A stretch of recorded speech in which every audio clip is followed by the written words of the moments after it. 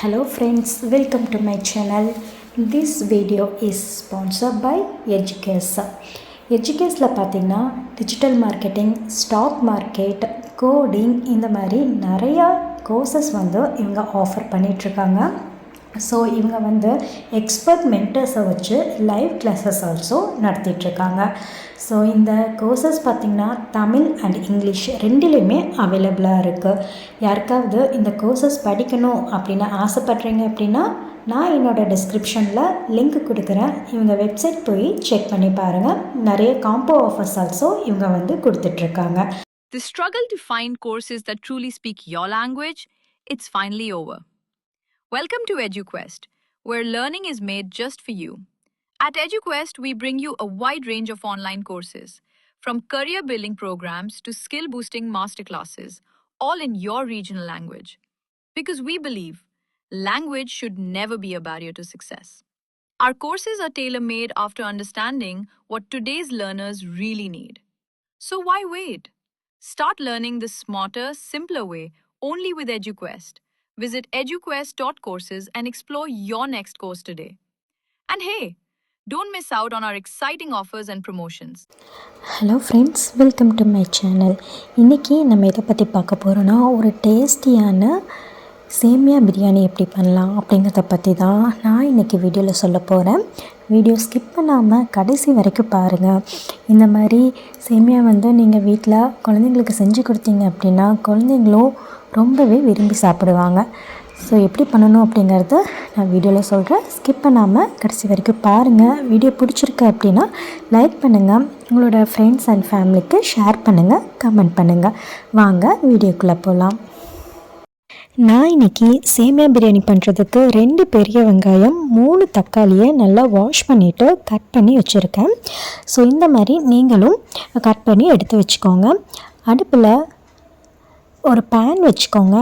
பேனில் நமக்கு தேவையான அளவு ஆயில் சேர்த்து அது கூட ஒரு 2 ஸ்பூன் நெய் சேர்த்துக்கோங்க.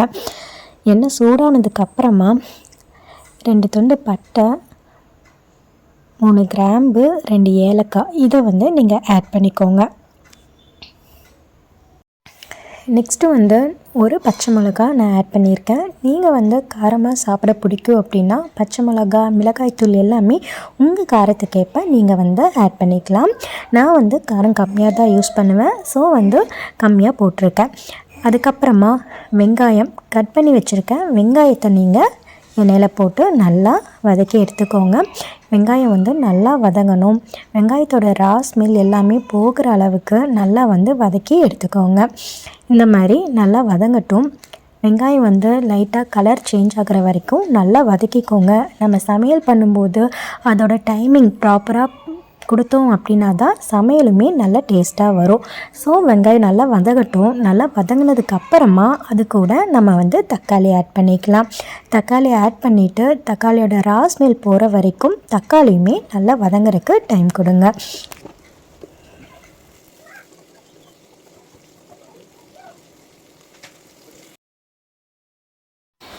ஓகே, இப்போ தக்காளி நல்லா வதங்கிருச்சு. வதங்கினதுக்கப்புறமா இஞ்சி பூண்டு பேஸ்ட் ஒரு 2 ஸ்பூன் ஆட் பண்ணிக்கோங்க. ஆட் பண்ணி நல்லா எல்லாத்தையுமே நல்லா வதக்கிட்டு நெக்ஸ்ட்டு நம்ம 1 ஸ்பூன் மிளகாய்த்தூள் ஆட் பண்ணிக்கலாம்.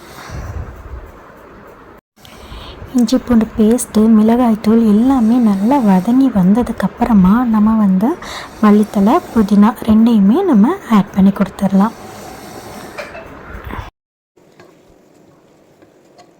இப்போ எல்லாமே நல்லா வதங்கிருச்சு. வதங்கினதுக்கப்புறமா நம்ம சேமியாவுக்கு தேவையான அளவு தண்ணி ஆட் பண்ணிக்கோங்க. ஸோ தண்ணி நல்லா ஆட் பண்ணிவிட்டு நம்ம அது கூட ஆஃப் லெமன் ஊற்றிடலாம். கேர்டு பார்த்திங்கன்னா 2 ஸ்பூன் கேர்டு நீங்கள் ஊற்றிக்கலாம். இந்த மாதிரி எல்லாமே போட்டதுக்கப்புறம் நமக்கு தேவையான அளவு உப்பு ஆட் பண்ணிக்கோங்க. உப்பை ஆட் பண்ணிவிட்டு பேனை மூடி வச்சுருங்க. நல்லா கொதித்ததுக்கப்புறமா நம்ம இதில் சேமியா ஆட் பண்ணிக்கலாம். தண்ணி பார்த்திங்கன்னா நல்லா கொதிச்சிருச்சு. இந்த டைமில் நம்ம ஸ்டவ்வை சிம்மில் வச்சுட்டு இதில் நம்ம கொஞ்சம் கொஞ்சமாக சேமியா ஆட் பண்ணி கொடுத்துடலாம். ஸோ இந்த மாதிரி கொஞ்சம் கொஞ்சமாக சேமியா நம்ம அதில் ஆட் பண்ணிவிட்டு நல்லா வந்து மிக்ஸ் பண்ணி விட்டுக்கோங்க.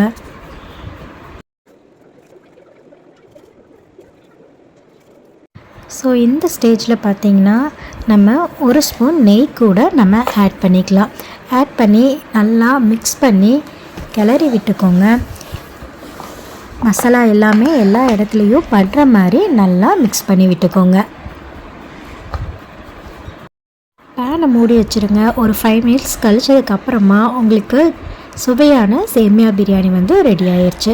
ஸோ இந்த மாதிரி பண்ணி கொடுங்க. கண்டிப்பாக உங்கள் குழந்தைங்களும் ரொம்பவே விரும்பி சாப்பிடுவாங்க. ஸோ கண்டிப்பாக ட்ரை பண்ணிவிட்டு எப்படி இருந்துச்சுன்னு கமெண்டில் சொல்லுங்கள். இந்த வீடியோ உங்களுக்கு பிடிச்சிருந்துச்சுன்னா கண்டிப்பாக லைக் பண்ணுங்கள். உங்களோட ஃப்ரெண்ட்ஸ் அண்ட் ஃபேமிலிக்கு ஷேர் பண்ணுங்கள். சப்ஸ்கிரைப் பண்ண மறந்துடாதீங்க. Thank you friends.